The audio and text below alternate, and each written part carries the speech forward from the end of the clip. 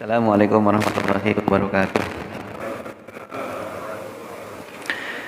A'udzubillahi minasyaitonirrajim. Bismillahirrahmanirrahim. Alhamdulillahirabbil alamin wassalatu wassalamu ala sayidina Muhammadin wa ala alihi wa ashabihi ajmain. Rabbi shrah li sadri wa yassir li amri wahlul 'uqdatam min lisani yafqahu qawli.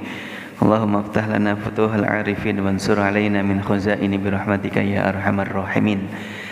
Segala puja dan puji syukur kita panjatkan kehadirat Allah Subhanahu wa taala yang senantiasa memberikan kita banyak nikmat sehingga syukur alhamdulillah pagi hari yang berbahagia ini kita bisa berkumpul di tempat yang mulia dan penuh berkah, diawali dengan salat subuh berjamaah, dilanjutkan dengan thalabul ilmi. Mudah-mudahan aktivitas amal ibadah kita dicatat oleh Allah Subhanahu wa taala sebagai amal soleh. Ilmu yang kita pelajari, yang sudah kita pelajari, mudah-mudahan menjadi ilmu yang berkah manfaat dunia sampai akhirat. Ilmu yang bukan cuma sekedar tahu, tapi bisa berbuah amal soleh dan juga kebaikannya. Salawat serta salam semoga senantiasa terlimpah curah kepada junjungan kita, suri tauladan kita Nabi Muhammad sallallahu alaihi wasallam, kepada keluarganya, para sahabatnya, dan kepada para pengikutnya. Mudah-mudahan kita yang hadir di sini termasuk umatnya yang senantiasa menghidupkan sunnah-sunnahnya dan kelak mendapatkan syafaatul uzma. Amin ya rabbal alamin. Ikhwani fillah rahimakumullah. Melanjutkan dari kajian kita, Pak, masih tentang adab berumah tangga. Iya. Sampai mana kemarin? Masih ingat? Kalau nggak salah, mohon dikoreksi ya. Tahun lalu kita bohongnya. Kita sudah membahas tentang adabul jima. Betul ya, Pak? Kemarin terakhir itu yang rada semangat pembahasannya gitu. Sekarang masuk ke pembahasan berikutnya, fi adabil wiladah gitu ya. Adab ketika baru melahirkan. Kita pas punya anak begitu. Kenapa demikian? Karena setiap orang yang berumah tangga cita-citanya biasanya sama, Pak. Secara umum garis besarnya kita pengen punya keturunan. Dan cita-cita orang beriman bukan cuma sekedar punya anak, punya keturunan, tapi juga keturunannya yang berkualitas. Kualitas imannya, kualitas ibadahnya, kualitas ilmunya, dan kualitas juga kehidupannya. Pendek katanya kita pengen punya anak yang soleh. Kalau bisa mah bahasa santrinya dulu kita diajarin, Pak, yang dandindun. Nah, pernah dengar istilah ini? Biasanya kalau pas kita mau nikah, kita mau ngenalin sama orang tua gitu ya, mana kriterianya? Biasanya kalau santri diajarkan dandindun, dan yang pinter dandan, kalau nggak cantik ganteng. Din, yang agamanya bagus, lurus, bukan cuma sekedar tahu, tapi dia mengamalkan ilmu agamanya. Dun, kalau bisa mah yang dunianya juga bagus, betul Pak? Dan din, dun. Kalau bahasa kitanya orang kampungnya bobot, bebet, bibit gitu apa? Ya, iya. Kurang paham saya penjelasannya. Pokoknya mirip lah begitu kira-kira. Nah, orang-orang yang beriman ini, Pak, punya keyakinan bahwasanya membentuk generasi keturunan yang soleh dan solehah itu bahkan jauh hari sebelum dia lahir. Dari mulai proses nikahnya gitu ya, perkenalannya seperti apa, kemudian nanti pas kehamilannya seperti apa, diajarkan semua tuh. Itu untuk menjaga keutuhan anak keturunan kita. Yang setiap kita, apalagi orang-orang yang beriman, tujuan membina rumah tangga adalah membentuk keturunan yang soleh-soleha, yang melanjutkan estafet perjuangan dakwah insya Allah dimanapun nanti mereka besar, Pak. Maka Imam Al-Ghazali juga punya perhatian. ada beberapa adab yang mudah-mudahan ini bisa menjadi khazanah keilmuan kita ketika kita menyambut kelahiran anak kita atau menyambut kelahiran cucu kita. Yang pertama kata beliau itu walaisa asyaddu farhan bizikri wa asyaddu huznan bil unsa. Jangan sangat bergembira ketika yang lahir laki-laki, dan jangan juga sedih ketika yang lahir perempuan. Fa innaka la tadri min ayyihima afdalu. Karena kamu nggak tahu laki-laki atau perempuan yang paling baik buat kita dunia dan akhiratnya.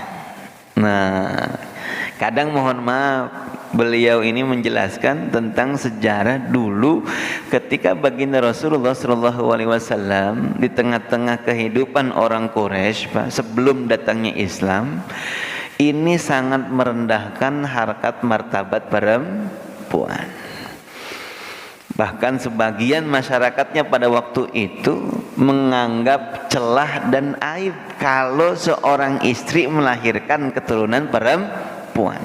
Sebagiannya lebih kejam lagi, sampai dikubur hidup-hidup. Nauzubillah summa nauzubillah. Coba itu, ya. Di dalam Al-Quran saja diabadikan itu, bi ayyi dzambin qutilat. Emang salah apa tuh bocah? Begitu kira-kira. Sehingga itu anak perempuan dibunuh, dikubur hidup-hidup, dicela Pak sama Quran. Salah apa dia?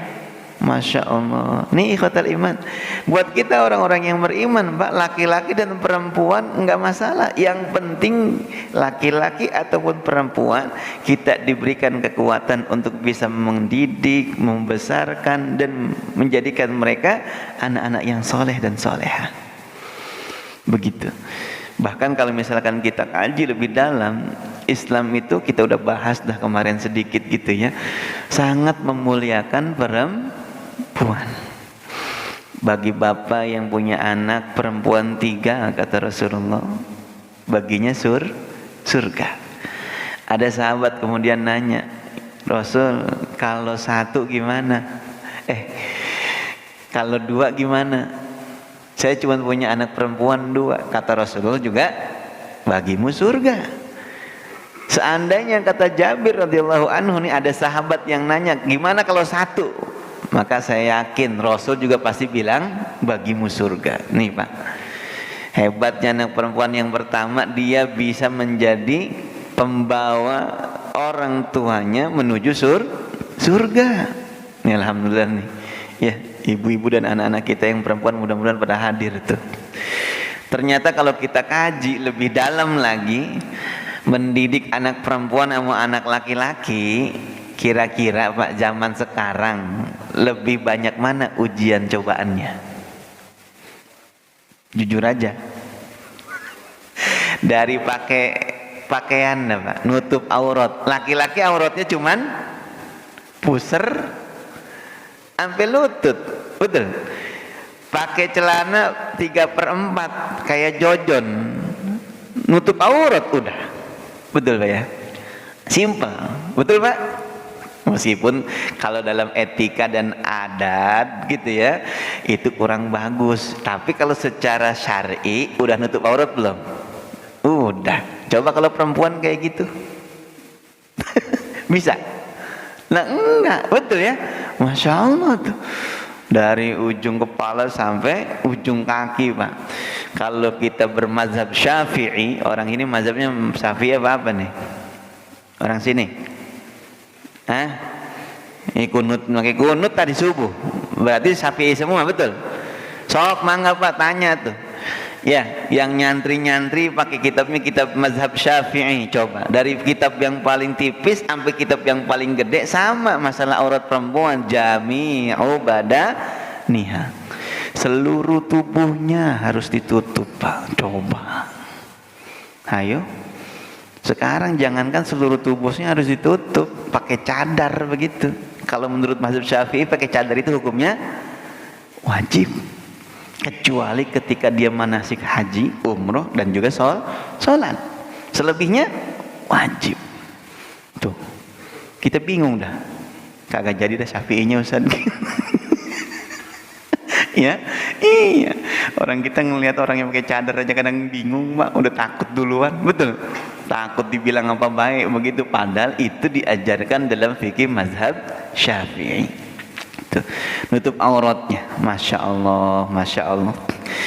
Yang kedua, Pak, ketika dia nanti sudah dewasa, bapak nih yang pada punya anak yang udah gadis, udah dewasa, nikah dia, hak kita penuh nggak Pak sama anak perempuan kita udah, kalau udah diijab kabul sama suaminya atau mantu kita? Selesai, betul, betul. Coba itu, ya Allah, kalau kita hitung-hitungan orang manusia, deh. Kita ngurusin dari kecil, dibiayain sekolah dari mulai SD, SMP, SMA, S1, S2, S3, misal gitu Pak. Sekarang udah nikah digondol orang. Betul? Suaminya perlu, kita perlu. Itu anak kita harusnya yang mana diduluin sama dia? Bener?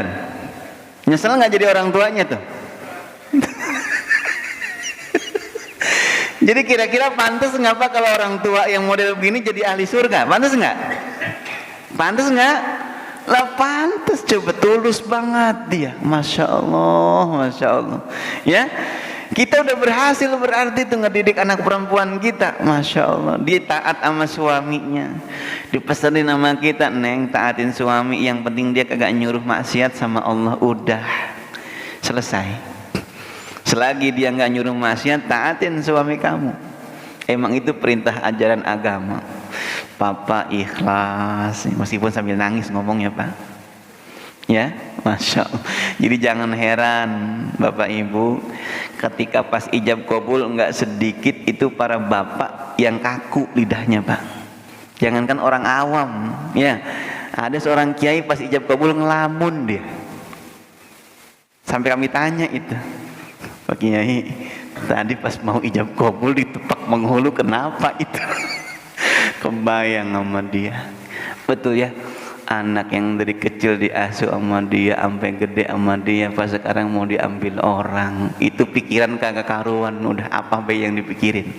Betul Pak? Khawatir dan lain sebagainya.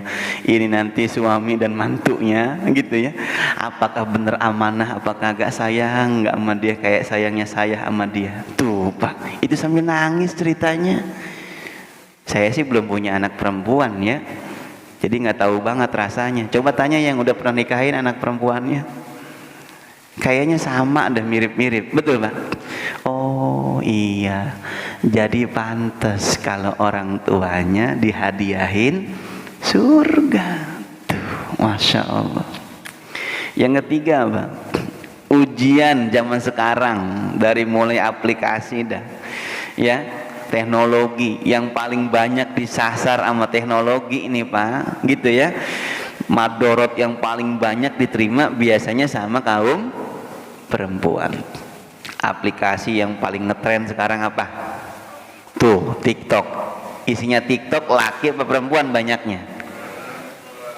Pada tahu geningan. Ya Allah Rabbuna, itu banyak perempuan, anak-anak kita sebetulnya Pak, karena usianya masih sangat muda. Betul ya?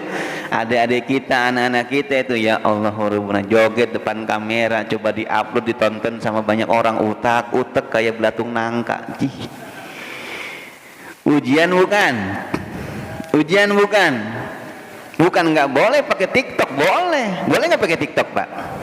Boleh. Yang penting buat apa? Kalau buat pamer aurat gitu ya, ini yang jadi masalah, bisa mengundang syahwat orang lain. Tapi kalau kita buat jadiin dakwah, itu yang keren.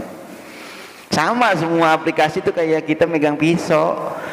Pisau kalau dipegang sama chef, koki, jadi masakan dia. Tapi kalau pisau dipegang sama orang jahat, wah, jadi penjahat orang. Betul ya?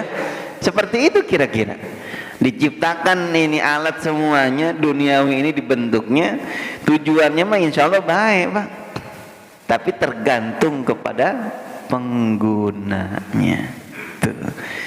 3 aja udah pusing kita, udah mikirinnya iya juga. Ya. Yang keempat, hebatnya perempuan dalam Islam itu, kalau dia nanti udah jadi istri, mohon maaf bapak-bapak kudu ngalah ini para suami. Doanya lebih dekat diijabah ketimbang para suami. Halo? Pantes nggak Pak? Hah?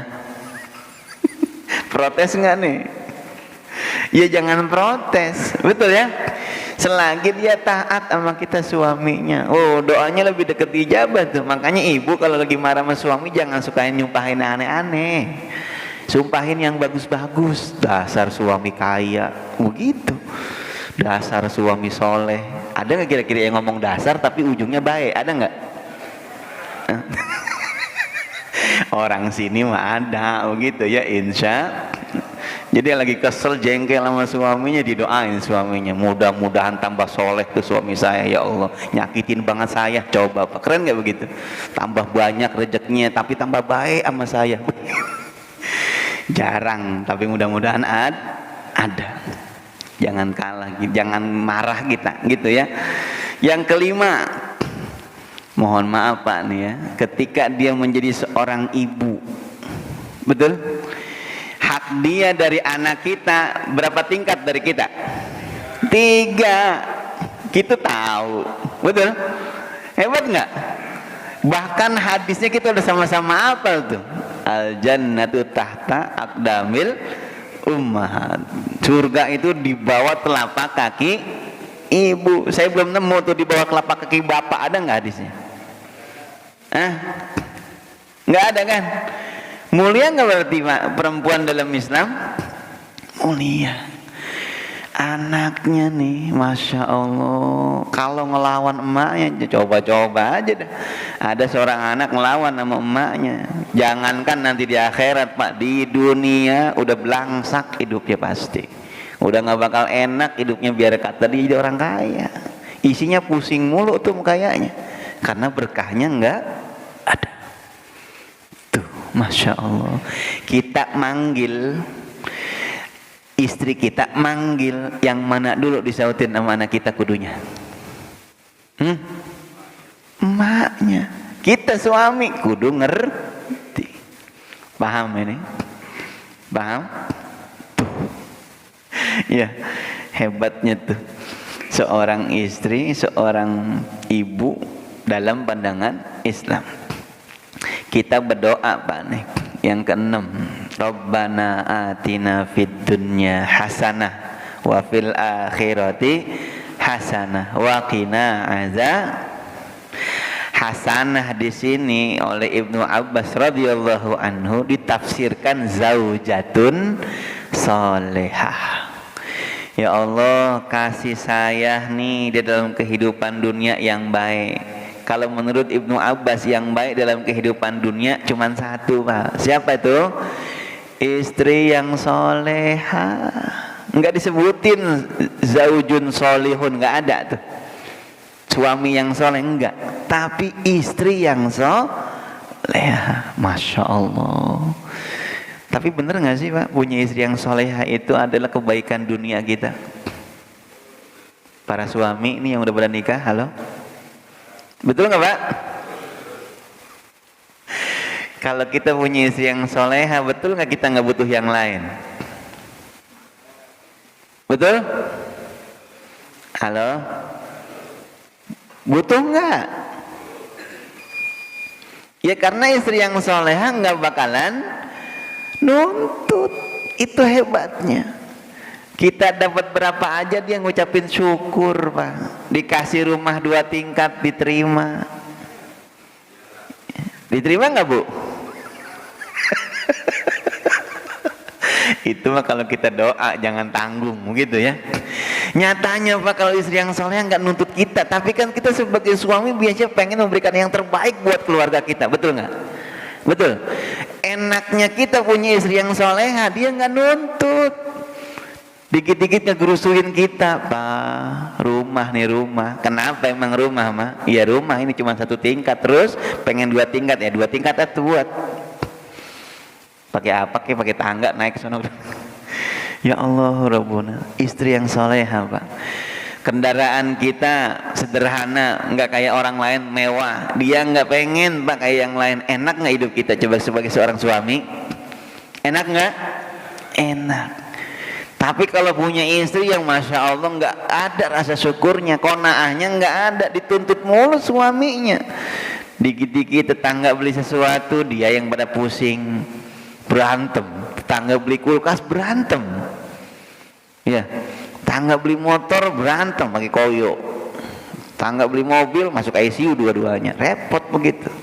Nih istri yang soleh, dia bahkan bisa berpesan kepada suaminya gitu ya, Pak, kami di rumah bisa sabar, bisa qanaah, maka jangan sampai papa berani nih bawa rizki yang haram ke dalam rumah tangga kita. Waduh, cakep nggak begitu Pak?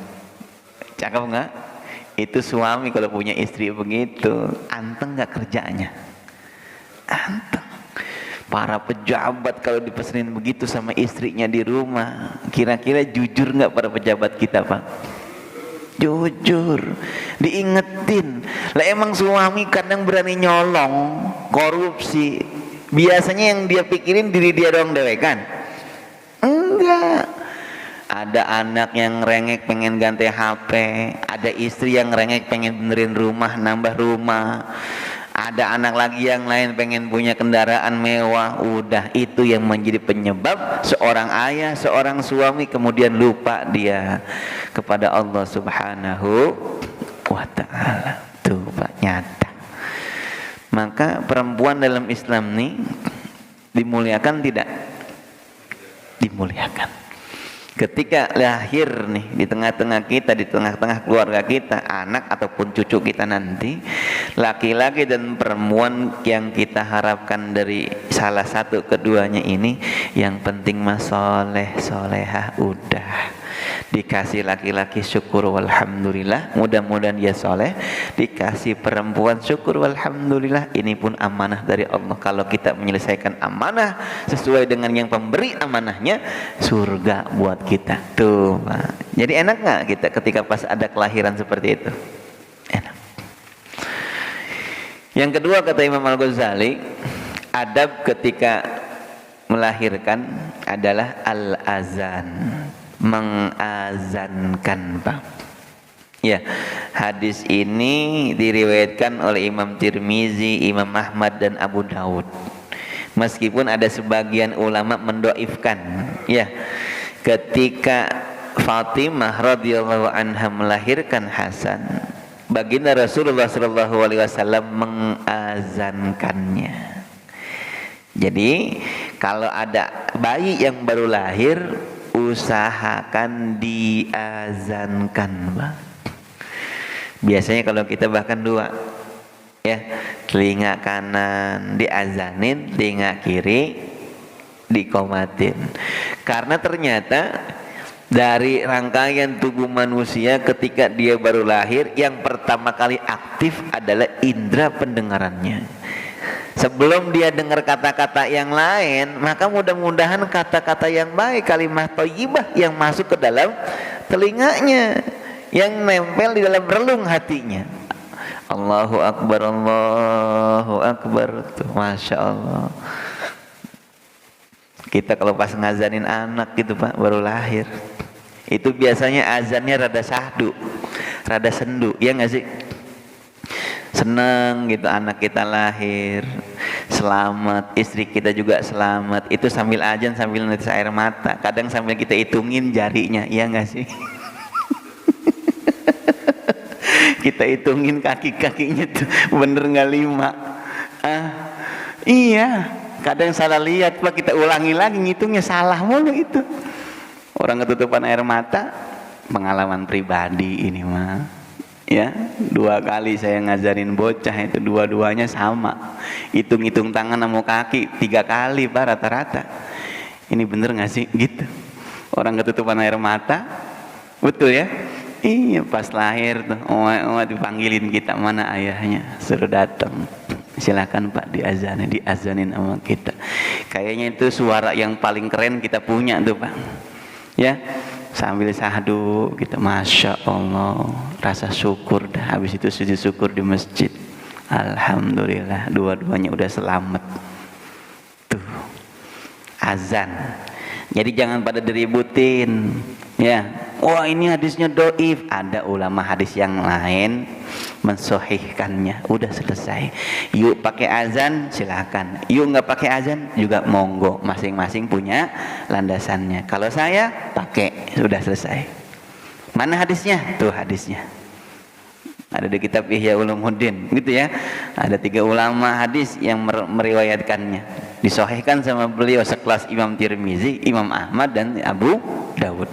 Meskipun ada sebagian ulama yang mendoifkan hadis ini, terserah. Berarti antum ngambil yang mendoifkan hadis ini, kalau saya ngambil yang mensahihkan. Selesai Pak, jangan pada berantem. Lagian yang diajaninin komandan anak gua, ngapain lu sibuk sih?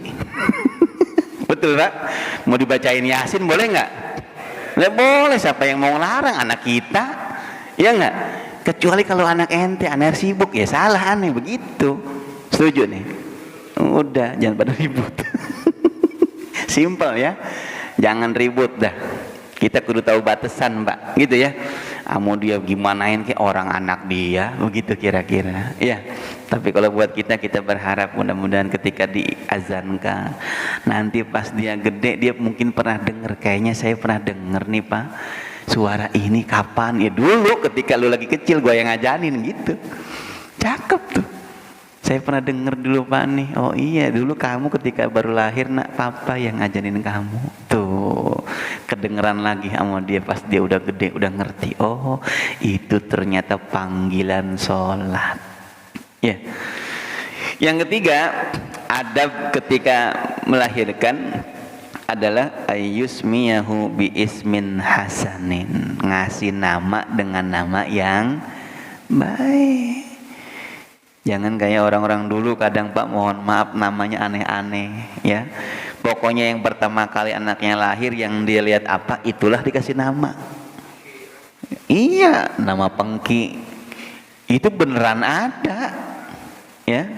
Engkong saya disebut engkong pacul Pak. Coba itu ya, saya juga bingung. Terkenalnya engkong saya dari bapak itu engkong pacul panggilannya. Orang kenalnya engkong pacul, padahal punya nama Enan, Enan bin Kenang. Masya Allah, almarhum sudah. Emang kadang orang tua kita dulu apa yang dilihat itu yang dikasih nama sama anaknya. Saya yakin semua orang tua mah sama lah, tujuannya mah pada baik, betul.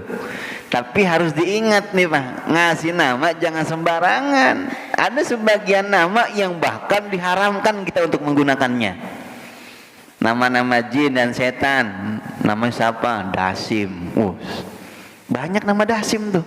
Saya punya saudara namanya Dasim. Tahu nggak Dasim apa? Nama setan yang godain banyak orang di pasar. Kan nggak boleh itu dikasih nama ke anak kita.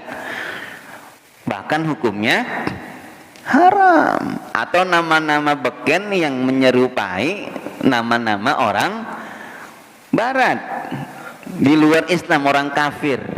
Namanya siapa? Abraham. Ibrahim yang bener mah. Abraham tuh nama Eropanya, diganti Ibrahim jadi Abraham, begitu. Ya, kalau bisa mah nama-nama yang mengandung makna.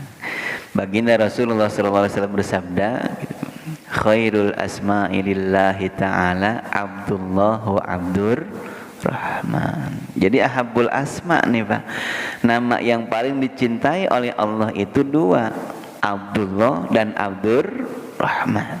Ini yang paling dicintai ya, berarti yang lain juga dicintai dan disukai oleh Allah Subhanahu wa taala. Makanya jangan heran kalau di Arab tuh banyak nama Abdullah sama Abdur Rahman Pak, ngambil hadisnya dari sini. Ya, jadi paling dicintai oleh Allah nama hambanya itu Abdullah dan Abdur Rahman. Gitu. Ya dari 99 nama tinggal ditambahin Abdul Pak, selesai sudah. Kita seneng, anak kita pengen banget pembawa kedamaian, Abdus Salam, kan gitu. Kita pengen punya anak yang perkasa, yang mulia, Abdul Aziz, kan doa, Betul? Iya, kita pengen punya anak yang luar biasa, dihormati, disegani, Abdul Jabbar gitu. Sesuaikan aja udah, kita pengen apa? Kan begitu? Ya. Kita pengen punya anak yang dermawan, ya Abdurrahman. Pengen punya anak yang penyayang, Abdurrahim, misal begitu. Ustaz, kalau ngambil di Al-Qur'an bagus enggak? Bagus enggak semuanya. Betul, Pak? Betul? Dari Al-Quran bagus semua enggak, Pak? Tergantung. Masa iya nama anak laki kita Fir'aun? Dari Quran bukan tuh? Korun misalkan, Haman lah. Enggak semuanya, tergantung. Kita tanya ada guru kita begitu. Wah, bagus, namanya keren nih kan. Korun. Wah, rupanya si Korun. Salah dia ngambil nama dari Quran. Iya. Ini dari Quran banyak Pak ya, nama-nama yang bagus. Ada Maryam, betul ya? Masya Allah, luar biasa. Cari nama-nama yang baik tuh. Dalam Quran banyak kita bisa ngambil nama dari Quran. Jangan juga seolah-olah bahasa Arab seolah-olah bagus padahal maknanya jelek. Nama anak perempuan siapa? Siti Munafikoh. Cakep nggak tuh? Apa artinya, Pak? Ya Allah, namanya ke Arab-Araban, seolah-olah kayaknya keren padahal maknanya jelek lah. Siti Munafikoh, perempuan munafik. Nauzubillah, cuma nauzubillah. Tuh gitu kira-kira. Ya, cari nama-nama yang keren yang bagus. Siti Asia, cakep nggak? Cakep nggak, Pak? Cakep ya. Fir'aun segitu galaknya, takut sama dia. Bener? Jagoan nggak berarti nih Ibunda Asia? Jagoan ya. Sekeras Fir'aun aja luluh sama Siti Asia, Pak. Seluruh Bani Israel anak laki-laki yang pada lagi itu lahir dibunuh semuanya kecuali Musa yang digendong sama Asia boleh mungut dari Sungai Nil. Oh jangan dibunuh ini mah. Kita kan nggak punya pewaris keturunan. Nanti siapa yang meneruskan keturunan aku, pewaris kerajaanmu wahai suamiku? Tuh, Bang. Iya juga murunnya, kalah dia. Fir'aun aja takluk, Pak, sama Asia. Keren nggak? Keren? Keren. Yang namanya diabadikan dalam Quran, betul ya? Masya Allah. Sebagai perumpamaan wanita-wanita yang soleha, yang dia bahkan berdoa kepada Allah, minta Rabbibni li baitan fil jannah wa najjini min fir'aun wa najjini min qaumiz zalimin. Ya Allah, bangunkan saya istana di surga, selamatkan saya dari kejahatan Fir'aun dan juga orang-orang yang zalim. Masya Allah tuh Pak. Itu doanya Ibunda Asia tuh, istrinya Fir'aun. Cakep. Kasih nama yang baik. Nama Asep Mas Dinar. Ada maksudnya nggak nih orang tua ngasih nama? Ada. Asep merenya biar kalau kata orang sudah maka Asep ganteng. Alhamdulillah ganteng lah. Segini mah lumayan, Mbak. Nyatanya udah laku, betul. Nah iya, udah ada hasilnya gitu ya, udah nikah, berarti kan laku kita. Asep Mas, udah Mas Dinar lagi katanya, berarti mahal, betul. Orangnya ganteng, mudah-mudahan berharga buat banyak orang. Tuh, doa bukan? Doa. Padahal yang ngasih nama Dinar itu buyut saya, Pak. Buyut saya almarhum dulu sampai umurnya 128 tahun. Masya Allah tuh ya. Nggak tahu dia kenal di mana tuh uang dinar. Adek saya, Bapak mungkin nggak percaya, namanya siapa coba? Dolar. Ilok tuh kan, pasti ngomong gitu. Kalau nggak percaya lihat tuh kakak keluarga saya. Ya, abangnya dinar, ntar adenya juga mata uang katanya. Dolar, Pak. Abang yang mata uang, adanya juga mata uang. Tapi berkahnya ternyata banyak ketika dia udah gede. Setiap ada saya masuk ke perusahaan nih Pak, nomor dia pasti diciriin orang. Ini bener namanya dolar. Yang mana bocahnya? Oh iya itu. Semua orang gampang kan kenal. Berkah nggak berarti? Ya, sesuai dengan doa orang tua, dah semua namain anak pasti pengennya mau bagus, unik. Ya udah mau gimana lagi atuh. Ya, masuk pesantren mau diganti panggilannya mau Pak Kiai, monggo Pak Kiai diganti. Alhamdulillah Pak, pesantrennya cuma seminggu. Kita mau bertahun-tahun pesantren, dia mah seminggu udah kelar, udah tamat ya. Masya Allah, alhamdulillah. Nama tuh Pak, nama jadi doa. Karena nanti kata Rasulullah di hari kiamat itu orang akan dipanggil sesuai dengan namanya dan juga sebutannya. Tuh, kalau kita mau ngasih sebutan sama orang, sama anak apalagi sama cucu yang bagus. Kadang kita pengen gampang baik, nama Abdullah panggilan Bedul, iya nggak sih? Abdurrahman panggilan Bedur, nama Lukman panggilan Kolai, betul Pak? Apa baik dah, masya Allah. Kadang sebutannya, kadang ciri khasnya. Asep mana? Asep Buluk. Ada yang begitu kan orang, betul ya? Iya, Asep mana? Asep Keling. Kunyah itu yang bagus. Makanya orang Arab biasanya kunyahnya itu dinisbatkan kepada anaknya Pak, betul ya? Anaknya siapa nih? Faris, Abu Faris, biasanya begitu. Iya, emang ini kebiasaan orang-orang Arab gitu. Rasulullah aja kan ada sebutannya Abul Qasim, betul ya?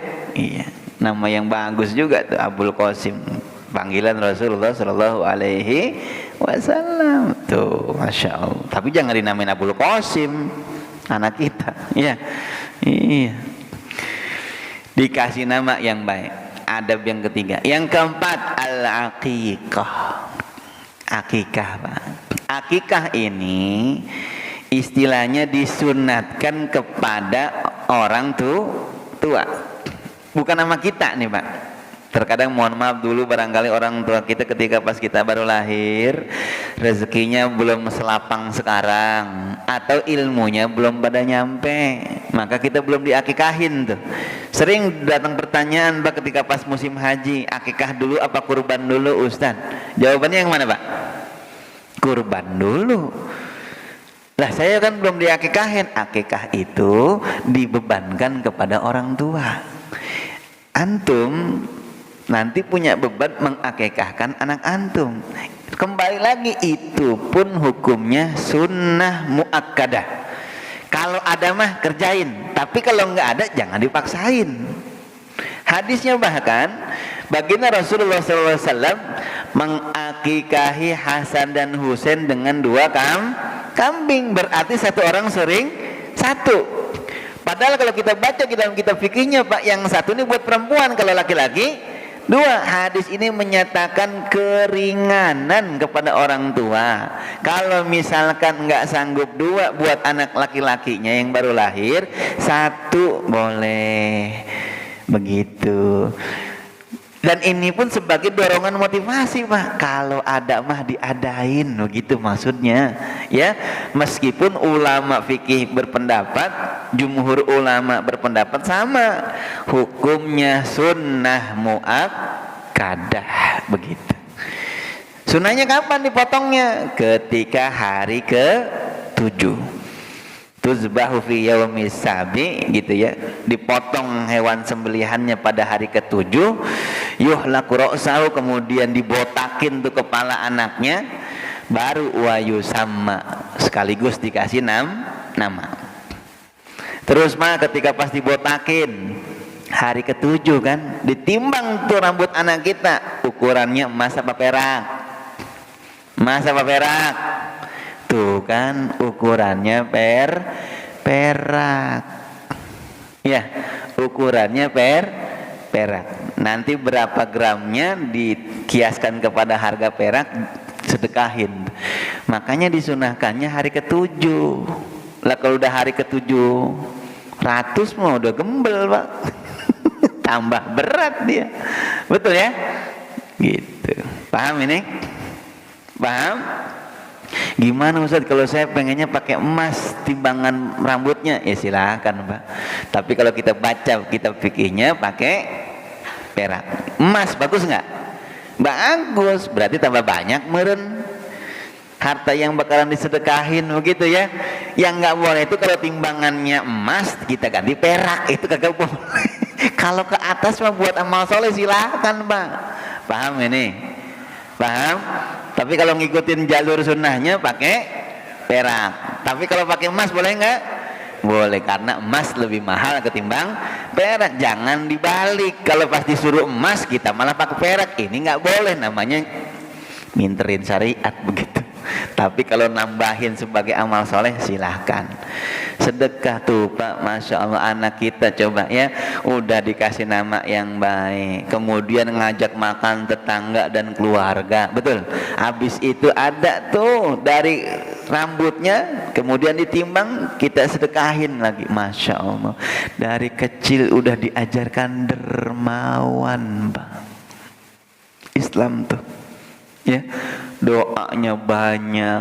Bahkan bagi kita mungkin barangkali yang mohon maaf gitu ya, yang biasa terjadi di adat masyarakat kita kan sampai dibacain sholawat, betul Pak, marhabanan, betul, gunting rambut, biasanya acaranya baca rawi, marhaban, diguntingin tuh sama orang-orang solehnya.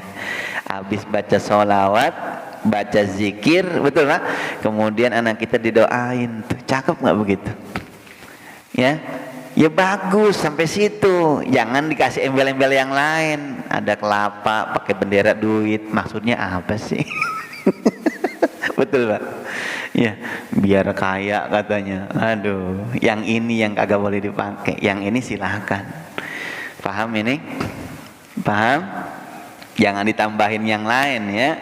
Kalau mau potong rambut, jangan sampai ada yang embel-embel yang lain. Aturan mah jadi banyak berkahnya, jadi salah keyakinannya yang salah Pak, karena nggak ada contohnya begitu.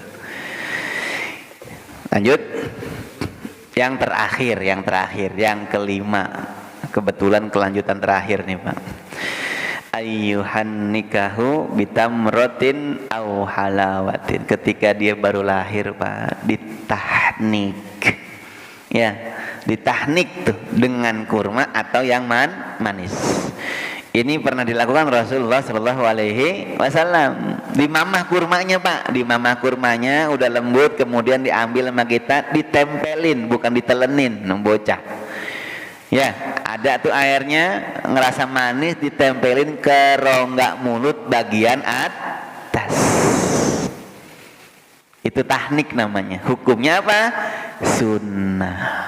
Kalau kita baca apa tuh, ilmu kedokteran modern saat ini, itu ternyata merangsang sel-sel otak Pak.